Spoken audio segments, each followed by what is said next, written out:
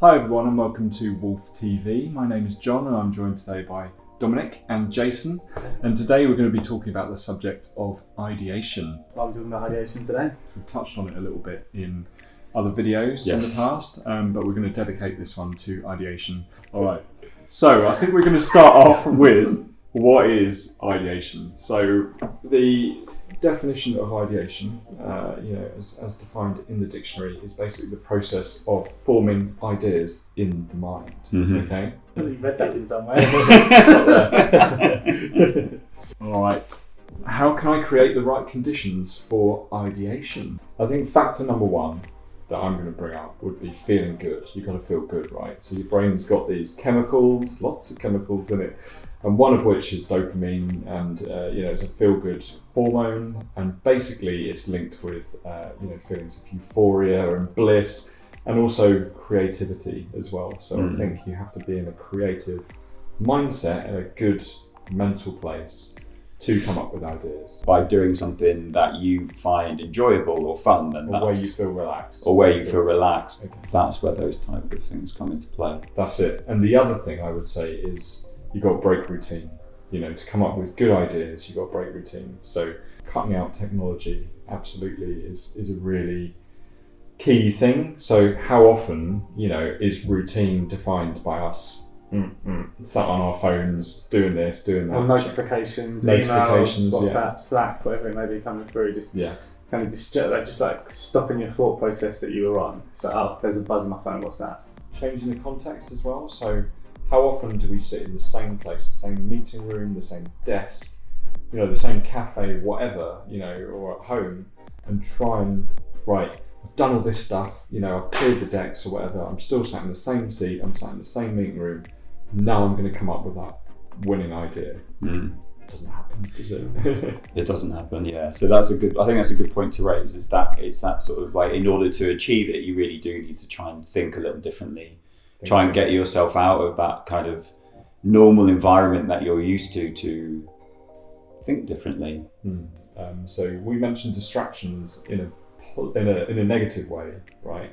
But distractions can also be really positive, actually, because distractions are what allow the brain to wander, right? And when the brain wanders, what does it do?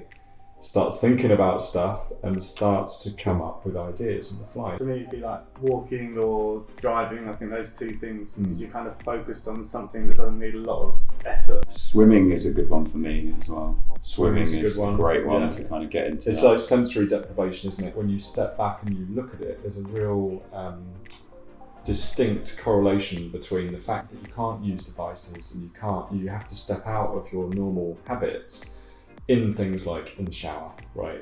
When you're swimming, when you're cooking, you only have so much input.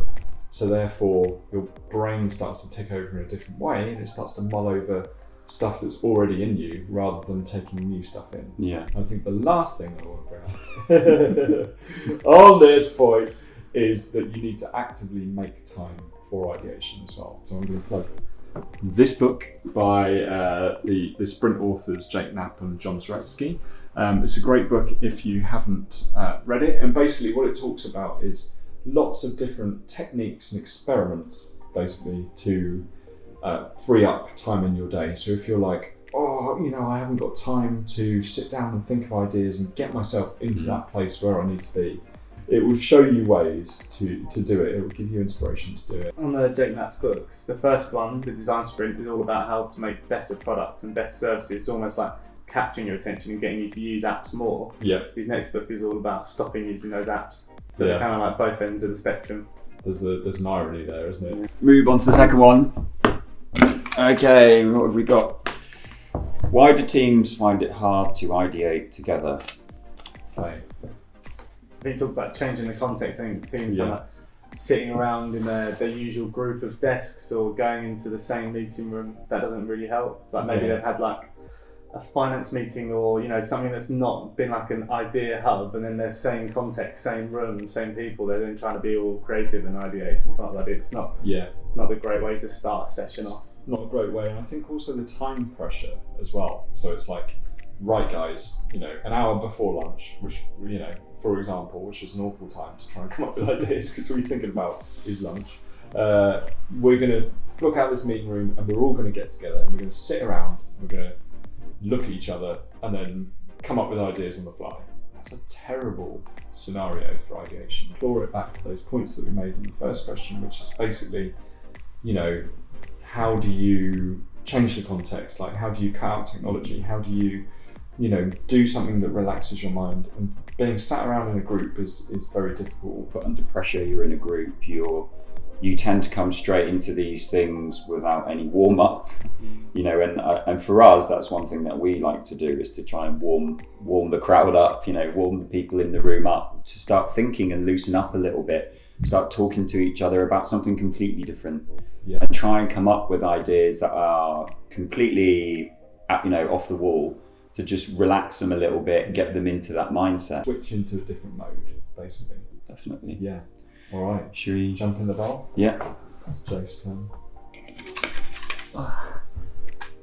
How do I turn my ideas into solutions? Ooh. So I think we're obviously big advocates, another book plug, of the design sprint, and design thinking in general as well. It's a process for ideation and experimentation. We would recommend, picking up a framework like the design sprint or something else where, you facilitate that ideation phase, and then there's some kind of process to help you get through. And this comes back to our last session when we spoke about divergent and convergent thinking, and it's that at some point when you come up with all those amazing ideas, you've got to hone in and you've got to start coming up with solutions off the back of those. So ideation is divergent, isn't it? It's like come up with ideas, it's a big web of ideas, and then convergent is like the design sprint where you take those ideas and you start to hone it in.